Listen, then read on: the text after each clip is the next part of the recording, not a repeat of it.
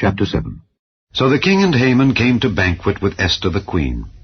And the king said again unto Esther on the second day at the banquet of wine, What is thy petition, Queen Esther? And it shall be granted thee. And what is thy request? And it shall be performed even to the half of the kingdom. Then Esther the queen answered and said, If I have found favor in thy sight, O king, and if it please the king, let my life be given me at my petition, and my people at my request.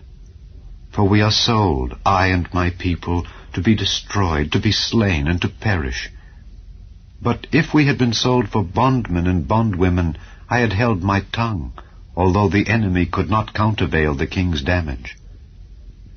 Then the king Ahasuerus answered and said unto Esther the queen, Who is he, and where is he that durst presume in his heart to do so? And Esther said, The adversary and enemy is this wicked Haman. Then Haman was afraid before the king and the queen. And the king, arising from the banquet of wine in his wrath, went into the palace garden.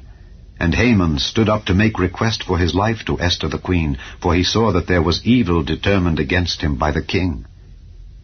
Then the king returned out of the palace garden into the place of the banquet of wine, and Haman was fallen upon the bed whereon Esther was. Then said the king, Will he force the queen also before me in the house? As the word went out of the king's mouth, they covered Haman's face. And Harbona, one of the chamberlains, said before the king, Behold also, the gallows 50 cubits high, which Haman had made for Mordecai, who had spoken good for the king, standeth in the house of Haman. Then the king said, Hang him thereon. So they hanged Haman on the gallows that he had prepared for Mordecai. Then was the king's wrath pacified.